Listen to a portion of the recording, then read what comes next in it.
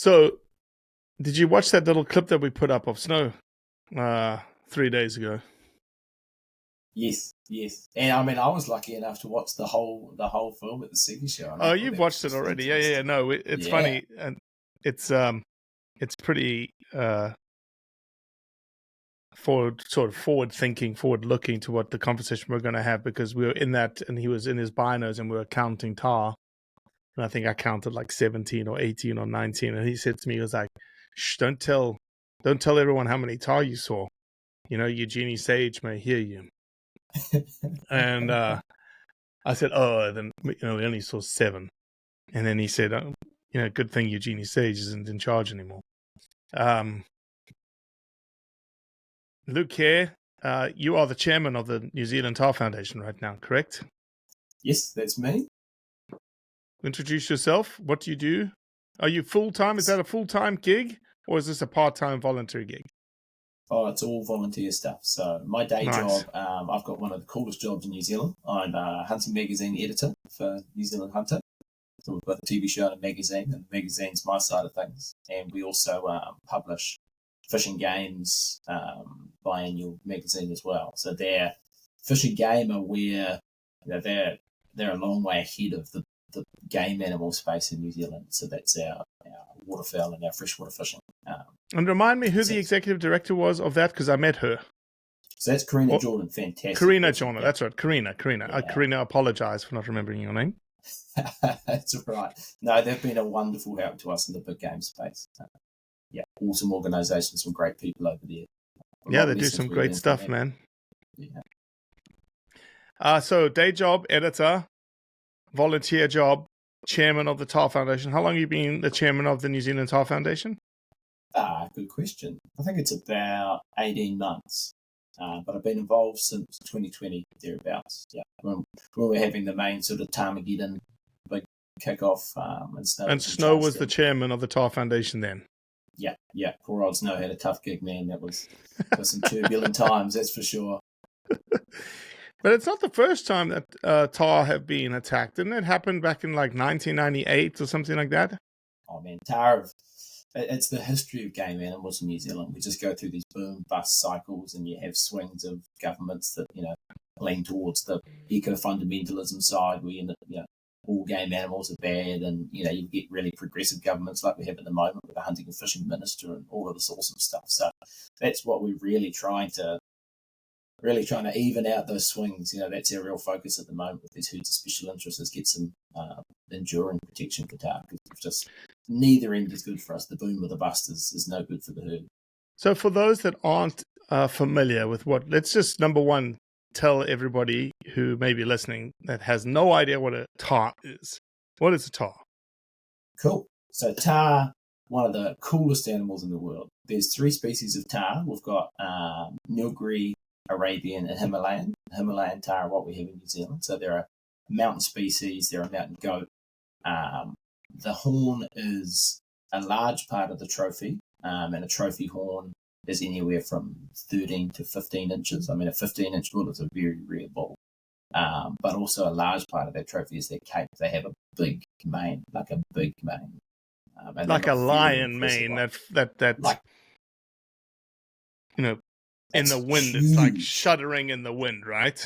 Yeah, like it hangs past their knees. It can be quite a problem for people who aren't used to hunting tahr, because it protrudes so far past their chest that they get a real misrepresentation of where the vitals are.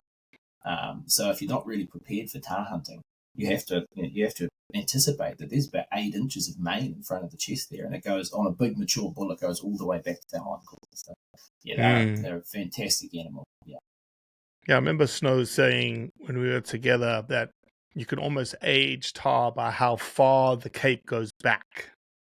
Yeah, it's a strong indication. Yeah. And that being said, some tahr, like all animals, the better the feed, the better the condition of the animal is going to be, and that's reflected in their horns as well as their cape. So those strong trophy bulls that we're trying to manage for with a good environment that feeds them well will have fantastic capes as well. And man, honestly, because they can erect the hairs like so many other animals as part of a mating display. and when they're fully puffed up on top of a mountain and they're also one of the most sexually dimorphic animals around, whereas a big bull can weigh, a couple 100 kilos, and the nannies are 30, 40 kilos. So you've got these massive puffed up bulls and then these tiny little nannies next to them. It's certainly an impressive thing. And again, the wind just going through their capes when they're fully puffed up is just a sight to behold. Oh yeah, and it's bitterly cold. It'll be minus 10 Celsius, and they're standing up on these ridges just feeling the breeze. It's obviously nothing to them coming from the Himalayas, and I think our Alps are pretty challenging and pretty neat, but the Himalayas are a whole nother level. Yeah, but very similar environments, right? Very craggy, very rocky, sparse vegetation. That's why they do so well. Yeah, no, they've adapted here really well. And so while the elevation is vastly different, Himalayas being tens of thousands of feet, and New Zealand's highest mountain, Mount Cook's about 37 meters, whatever that is in feet. It's the environment is still the same, especially on the east coast, dryland, tussock, that sort of thing. But they're very adaptable on the west coast. So New Zealand, for those that aren't familiar, small island nation, long and skinny, prevailing westerly conditions. It's a lot wetter on the west coast. We have forest that comes up higher, and the environment is a lot more heavy rainfall. Very similar to Pacific Northwest, Olympic National Park, that kind of thing. Whereas on the east coast, in the rain shadow, dry, desert-like, Andes, Himalayas, that kind of thing. But Tahr, just as comfortable in both of them. In fact, in response to a lot of the aerial control that has come about after Tarmageddon and stuff. Don't get me wrong, a lot of it's valid, but these Tahr have figured out that a much safer place to be is down in that scrub line, and they're actually having more of an effect on vegetation down there because there's the same amount of tar compressed into the smaller area with a lot of feed. So Tahr come from Nepal, Himalayas, not doing fantastic in their range. Doing really well in New Zealand. Do we have numbers, like how many are left in Himalayas versus how many do you guys have in New Zealand? I couldn't tell you what's left in Nepal, but they have extraordinarily limited hunting opportunity. Right. In the order of, I think there's about a dozen legally, trophy hunted a year. And our bulls, in terms of horn length, are very similar, in a lot of cases exceeding. So there's a guy, Ken Tustin, who you may have heard of in relation to the New Zealand moose. That's his sort of main notoriety. A fantastic guy. And he spent Did you say New Zealand moose? Yes. Have you not heard about the New Zealand moose? Oh, no, I have. I want to go. I do not want to go down that rabbit hole here because it's like the Bigfoot conspiracy theory here in the States, whether or not there's still a moose in New Zealand, and they very well could be, but the helicopter pilots that traverse those areas day in and day out have said we've never seen a moose. So yeah.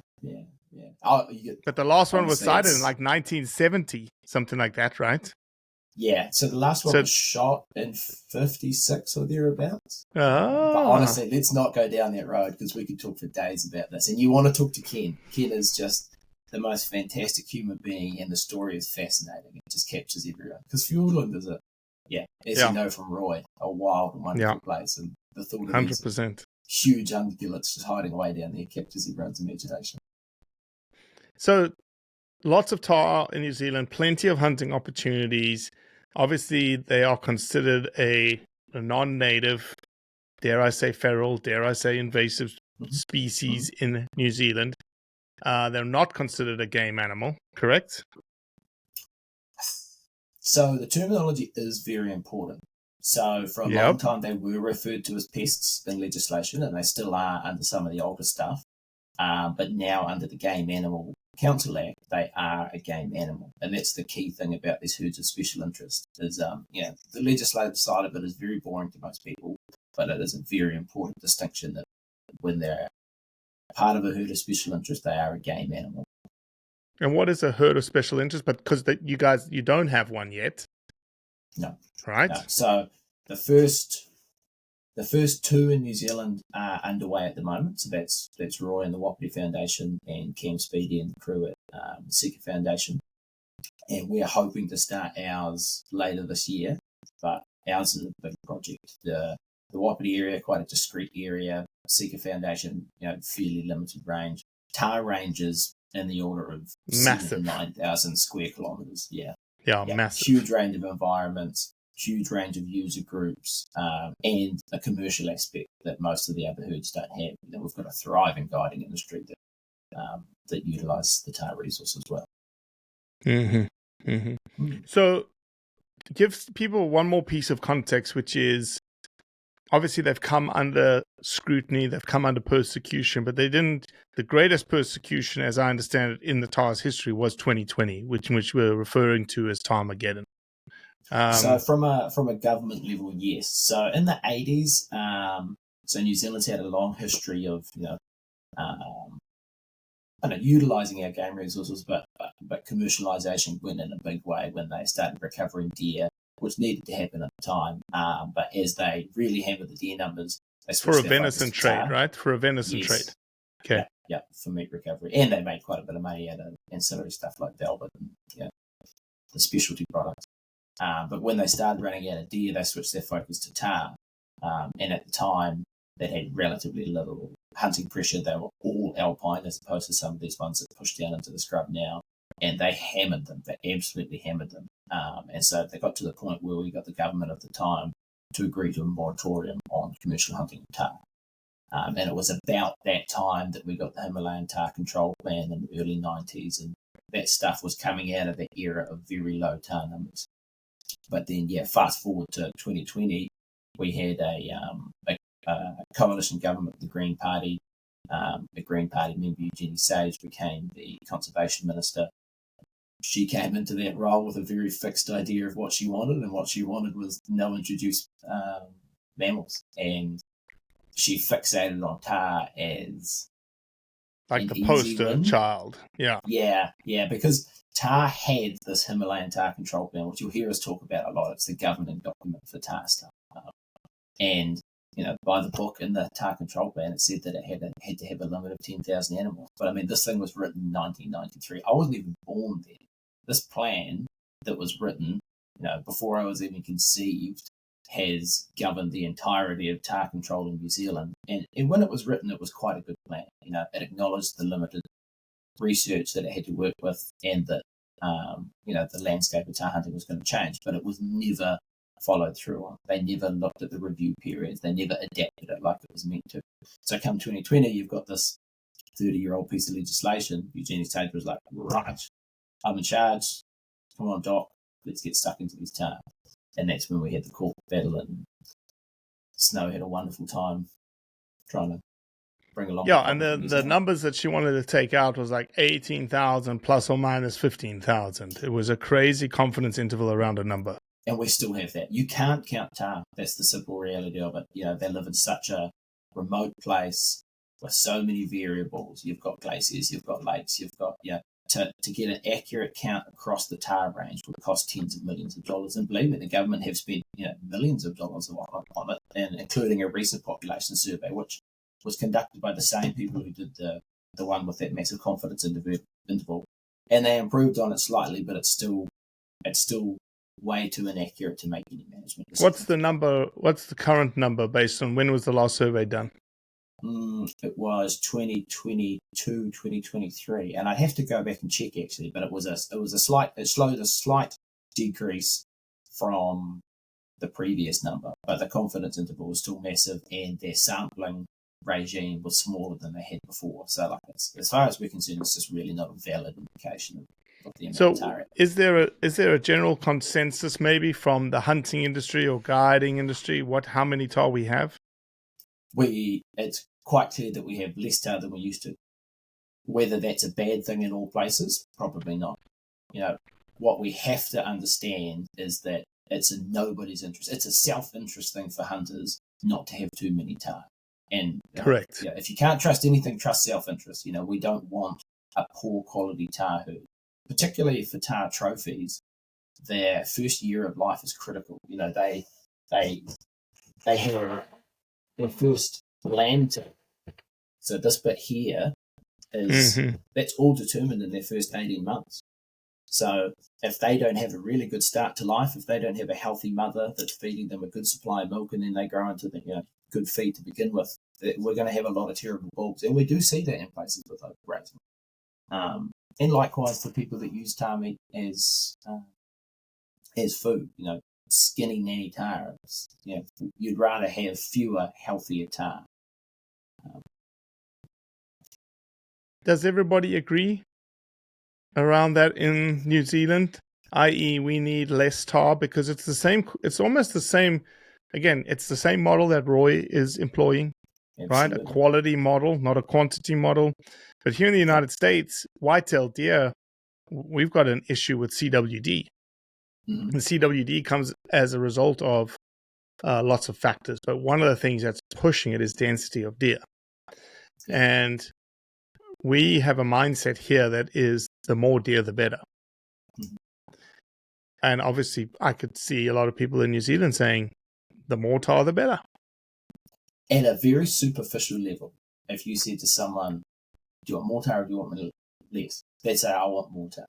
But if you explain to them the realities in that our situation here is quite unique in that there are no predators. The only control on their population is us. They're a very resilient animal. As far as we can tell, there are very few diseases that affect them. They have a relatively high incidence of pink eye. We've had an Italian vet do a study on that here. Francesco Formisano. Yes. Enthusiastic Franco.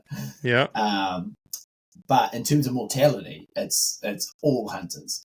So, we've got, and they live in this alpine environment it's quite delicate, quite low fertility. It's not like this whitetail herds that are feeding on, agricultural land that can support a higher amount of animals. And but you've also got, but there's also sheep in the high country and sheep in these alpine meadows. It's in some of it. So we've got, the spine of the Southern Alps, and on the west coast side, that's always been public land. It's never been grazed. But then there's a whole lot of stuff in New Zealand that was 100-year leases. And a lot of this country that you visit with snow. Mountainous, beautiful country, but yes, it had tens of thousands of merinos just on those stations. And that's the laughable thing about the HTCP that sets a cap of 10,000 tahr across 7,000 to 9,000 squares. Based on grazing pressure. Yeah. And, they acknowledged in that plan that they were working with limited information and it needed to be adapted, and that's never happened. And that's fine. That's... Everyone within the hunting sector agrees that the HTCP is way outdated. So you need to upgrade the HTCP for your hosey, really, right? That is a big part of where. So this is another part of why the tahr is definitely third, because we've got a lot of thinking to do about how we actually want our hossy to look like. There's a lot of people to talk to. We've got 2 different iwis. We've got like 7 different regional councils, user groups like Federated Mountain Clubs, Forest and Bird, that we need to talk to and map out what we want. But the current sort of thinking amongst ourselves is that you would keep the HTCP for stuff outside the field range. So that's roughly, Arthur's Path in the north, Haas Path in the south, because it's quite easy for tahr to spread out there. And we don't want them out there. We've got tahr in enough country. Yep. There's plenty of opportunity for everyone, and we start pushing into deer country and chamois country and that kind of thing. But yeah, and that's part of our need for funding, is that we need some professional help to go out and do all of this consultation and actually put together a hossy, because it is a daunting process. It was set up in a way to make it very difficult. The cynics out there would say that it was set up to fail. And I don't think that's quite true, but it is certainly a very difficult and daunting process. But by that same token, the more difficult it is to do, the more difficult it is to undo. So if we just made some changes to the HTCP or shelved it, we could get a Green Minister in next cycle and she says, cool, bring back the HTCP, and we're back to square one. So enduring change is what we're after. Yeah, 100%. And that's what the hosey gives you, is something in place that is in place forever. And none of this boom bust stuff anymore. We've got a path. We stick to the path. Yep. And involving hunters and bringing, at present, we don't do a very good job of integrating hunter feedback into the control system. And, It's New Zealand hunters that are the only ones, in any numbers that are off track in the wilderness. There's plenty of backcountry trampers, but most of them use the established tracks, and there's, What like kind of that couple feedback are you looking for? Are you looking for like data on how many you saw, how many you shot, all those kinds of things?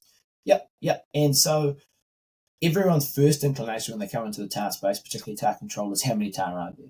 And then we say, look, you can't count Tahr. It costs too much money. It's unrealistic to get a reasonable handle on Tahr numbers, and especially to do it annually to inform management decisions. So what we're shifting to, or trying to shift to, is vegetation impacts. Same as what Roy's doing for the Robbie Foundation, but obviously it needs to be scaled up massively. But Tahr numbers aren't static. They're not a blanket amount of Tahr, 1 per square kilometre across the range. You'll have mobs in some basins, you'll have none in the others.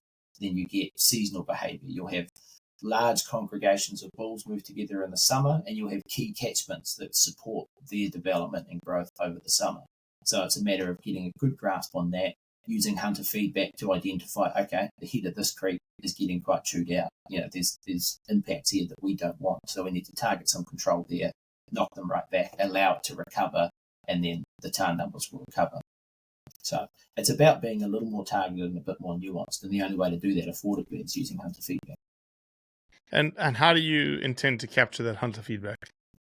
So the best way is through an app, basically. So we have a Tahr Foundation app. Being a volunteer organisation, it was set it's up and running right now, Luke. Like I could download it right now. You can, but it's certainly in need of an overhaul. It's 6 or 7 years old now. Technology's come a long way, and we did it on quite a budget. So part of our fundraising focus this year is on enabling some app upgrades. Whether it's a full redesign or an upgrade to that one, we're not sure. But yeah, because it's a really powerful tool. It lets hunters share information with us, and it really lets us share hunters' information with others, which is the important thing. We can go to Forest and Bird and say, look, hunters recorded 973 interactions with fear within the Tahr range this year. Or hunters, identified 23 hotspots of Tahr that resulted in control. Or the key thing, hunter harvest. We have no idea of hunter harvest in New Zealand. It's not because we don't have tags or permits, and on the whole, there are some localised areas. We don't know how many recreational and commercial hunters, how many Tahr they're taking. We have a rough idea for commercial, but even then, we don't know for certain. So, which makes management quite difficult. Yeah, for sure. Are the hunters in New Zealand reluctant to put data in, i.e., if I have a sweet spot, then I know there's some cool bulls, I'm not telling you where they are. Why would I put that information into an app? Yes. And it's more, the focus is on the females. There's absolutely no management benefit in controlling male Tahr. So we would hope that through you don't have an issue with too many males. You have an issue with too many females. Correct. You would have to have a whole lot of Tahr to have an issue with too many males. And the good thing about males is they really spread their impact, because like so many animals, and you've probably heard Cam Speed talk about this about Seeker, is that it's the females that have the compact, small home range. And for a nanny Tahr, it might be, in the order of 5 to 10 square kilometres, and their daughter's daughter, spend their entirety of their life in there with quite a concentrated effect on the environment. Whereas the Tahr bulls, will come into that area, hang around there for the rut, and then they'll travel hundreds of kilometres looking for other females, searching out summer feed. The impact is far more spread out. Yeah. And you said you do have a handle on the commercial guys? Do they not have to report what they hunt? Not really, no. So there used to be a system through our Ministry for Primary Industries, MPI, where every trophy that left the country had to have an export certificate. And so there was a recording of that, but the rules around that were relaxed. And so some countries still do. I don't understand the details of it, but I think we miss out on the majority of the US market. They don't need that for all of the trophies that go there. Obviously, the US is a huge market for travelling Tahr hunters. So we have we have a baseline. We know that there's a minimum of 1,100 bull Tahr trophies exported last year, but we don't know if that's 60% of the take, 30% of the take, 100% of the take. How many bull tahr do you think are being taken? Man, it's probably in the order of 2,000 bulls, which is unsustainable. So, And you think the commercial guys are taking half? Honestly, it's very, very hard to say. If you say you've got 4 takes on the bull resource in New Zealand, you've got recreational hunters. Yep. You've got commercial hunting, so either foot guided or heli guided. You've Yep. got DIY hunters, which is awesome. I really like that New Zealand is a destination for DIY hunting. I enjoy it myself, but there needs to be some improvement in that system. And you've got aerial control in national parks. So frustratingly for us, docs still shoot bull tahr in national parks. So they don't shoot 4 of them, but they shoot nannies too, right?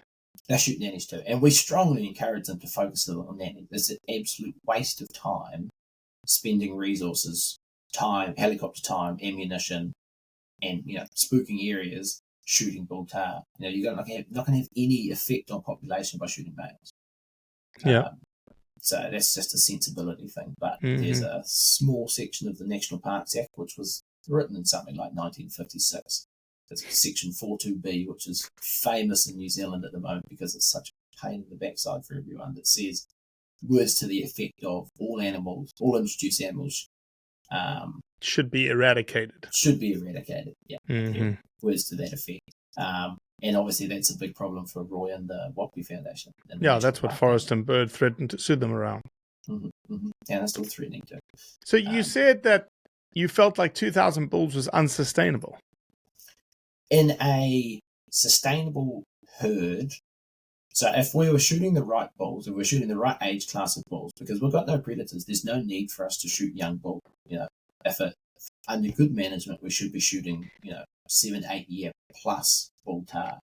For there to be, you think of a population pyramid, for there to be 2,000 bulls over 7 or 8 years old, we'd have to have a population base of, plucking numbers out of thin air, but 60, 80,000 tahr. Likely that's going to be above carrying capacity. Well, not so much carrying capacity, but we've got to think about it as we want tahr to walk on those mountains with a very light foot. We can't be grazing it like a cattle grazing. We've got to their impacts have to be slim to none. So we have to have lower numbers of higher quality tahr. But do you think tahr take is increasing?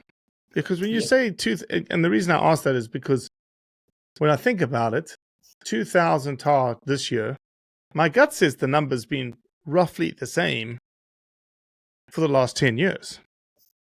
Well, certainly not during COVID. Okay, take COVID out. Take COVID out. Yeah. But for the most part, on a normal year, seems to be about the same. And Probably. So if it's been operating, take the COVID years out, you should have, if it wasn't sustainable, we should be in big trouble right now. And we're starting to see it. Oh, so you are? And we're in the early stages of it now, but you speak to, so the best indication of it is AATH, so aerially assisted trophy hunting, where they fly out, look for a bull, and shoot it that day. So obviously, that's an expensive way to hunt tahr. They are monitoring every minute of helicopter time, so they know, and they have been telling us that they now have to fly further to find the same amount of bull tahr. So, because we've got this consistent take of bulls, and we've had, 6-7 years of consistent control on the female population now, our replacements aren't coming through. And we're going to start seeing that more and more in years to come. So it's really a case of encouraging people to be selective in what they harvest. Because Kiwis have a terrible culture historically, because we've got complete and utter freedom to hunt what we want, when we want, wherever we want. There's no seasons, there's no tag limits, there's no seasons, there's no nothing. No. Aside from limited cases like the Wapiti ballot and things like that, where we actually but even the Wapiti ballot, outside the Wapiti ballot, you can go in and shoot whatever you want, whenever you want, however many you want. Some restriction, but that's one of the very few places. So trying to communicate to people to do the right thing without any form of enforcement. It's all carrot and no stick. It's taken a long time to slowly change that narrative, and there's been people like the people who own NZ Hunter, Greg and Willie Dooley, and other figures within the hunting community that have spent decades trying to educate hunters. And we're seeing the change. It's been really gratifying because it's particularly evident with trophy species and stags, red stags in particular on public land. If we're all taking them at 2 or 3 years old, we're not seeing the 7, 8 year old trophy stag, but we're starting to see more and more. So there has been sort of a shift of here in the States we call it QDMA, quality deer management. Yep. Yeah, no, there has. And so that kind of rhetoric needs to pervade into the tahr space, is what you're saying. Yeah, and it is. So historically, we have this area in South Westland, which is a wilderness area, so you're not allowed to fly in there in a helicopter normally through a partnership with DOC. So that's our Department of Conservation. In that region, we have limited landing sites available during the tahr rut that you can ballot for. And in the early days of that, people just made pigs of themselves. They'd shoot 8 or 9 bull tahr. They'd leave, capes and meat on the hill. They were just shooting for shooting's sake, treating them like a pest. Whereas now, people are really starting to appreciate it, starting to pass up these younger bulls, not shooting the first thing that walks out in front of them. And we're seeing the best bulls we've seen. These are the golden days of bull tahr hunting at the moment. We're seeing more big bulls now than we ever have. Partly, a small degree of that is bulls pushing outside to the fringes of the range and, feeding on agricultural country for part of their life cycle for some bulls. But even within the core range, we're seeing, I can think of 4 15-inch bulls in the last couple of years, and that's Jeez. Yeah, they're spectacular.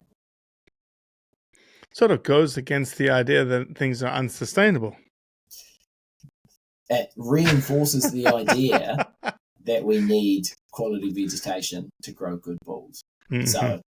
So while numbers might be declining, the quality is increasing. But there's more and more demand for bull tahr. So that's where there will be conflict in the future if we carry on with the same system.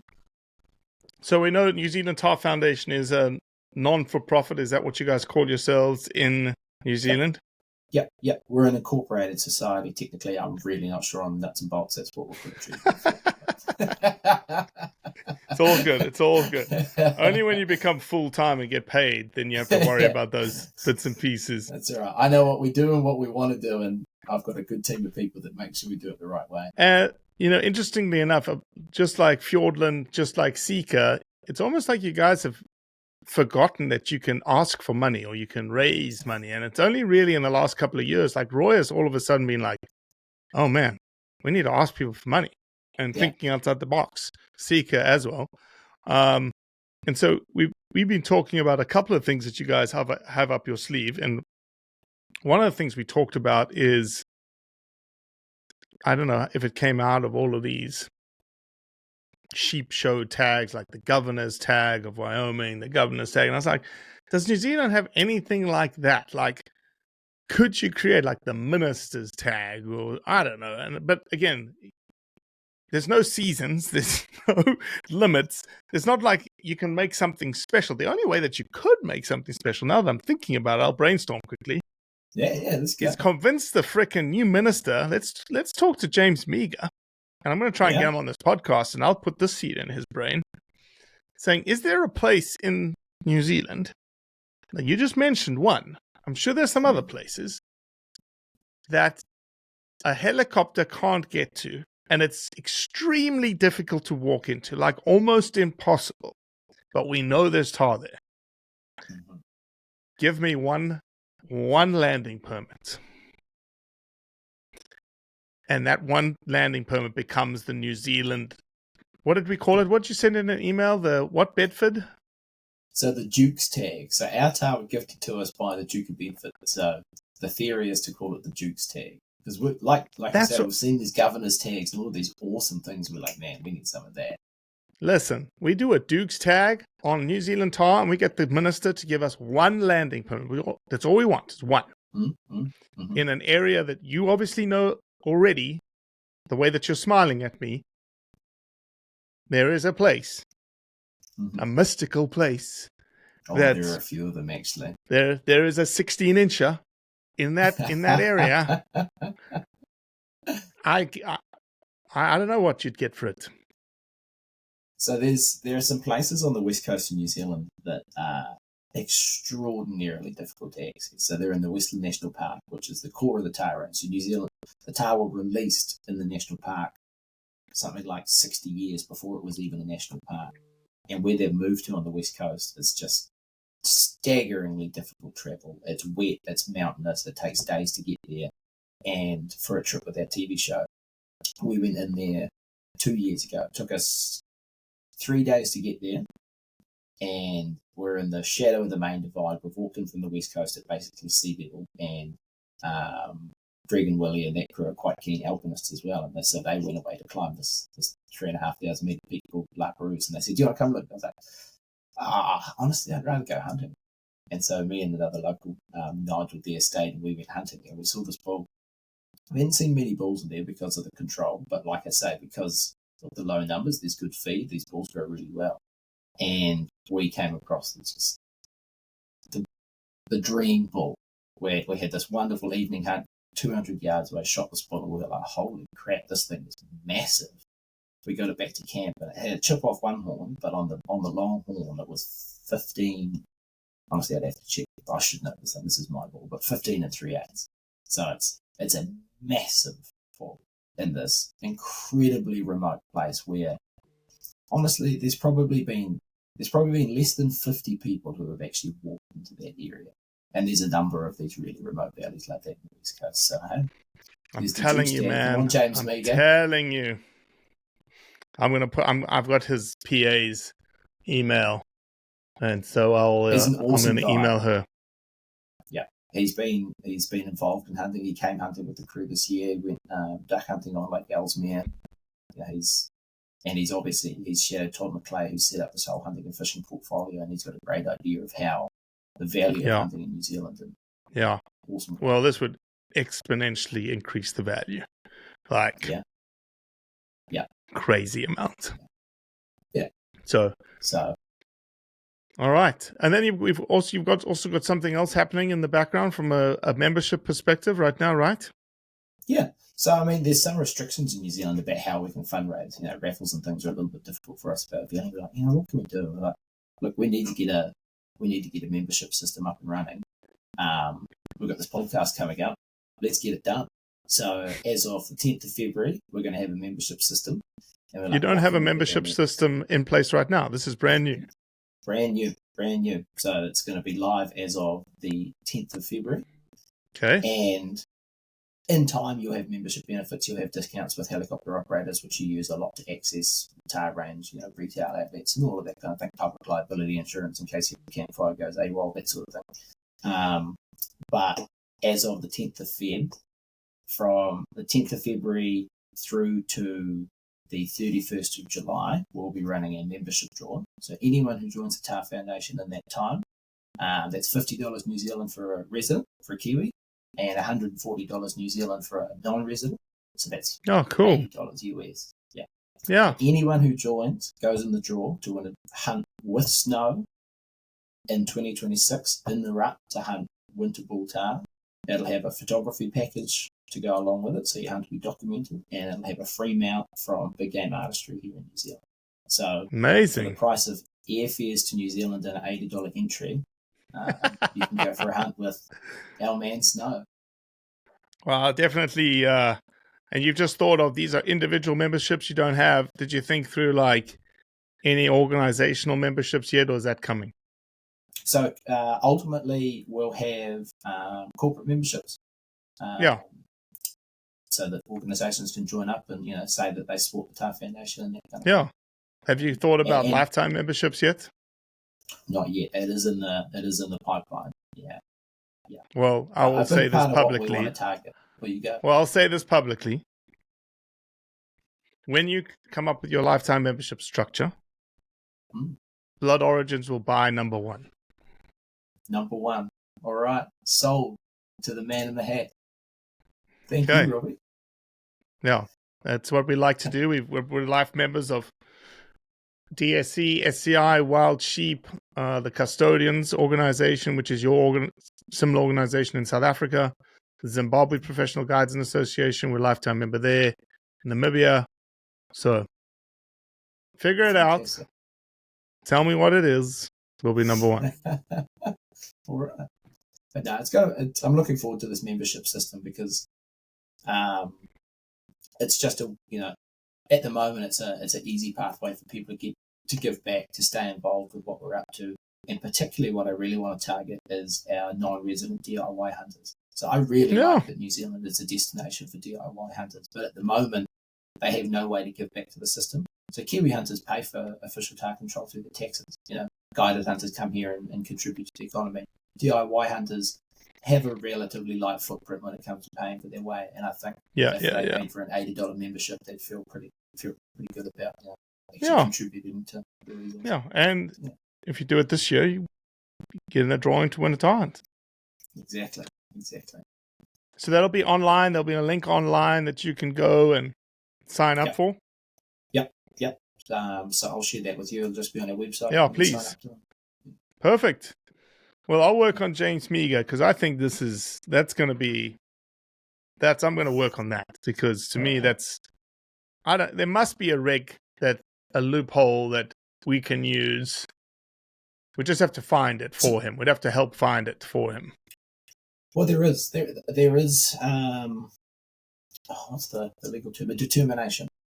So that clause, that problematic clause that we have, does say that unless at the direction of the minister, they don't have to eradicate them all. And No. I was talking about the Duke's tag in terms of landing a helicopter in a place that you're not allowed to land a helicopter.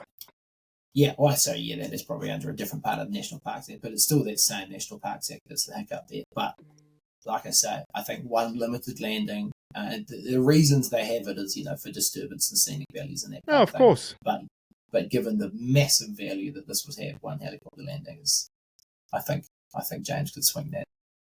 That's it. Just one. We'll just need one. 2, actually. Land them in and pick them up. Yeah, true. Yeah, probably wouldn't want to walk them out of there. It's pretty tough stuff. All right, big guy. Where can people find more information about the New Zealand Tahr Foundation? So our Facebook page is probably our most active thing. We've just started Instagram. We're modernising. And we've got a website. So, yeah. Cool. All right, buddy. That's us right now. And join up. We'll have an email subscription list to the members and we'll keep you updated. Sounds like a plan.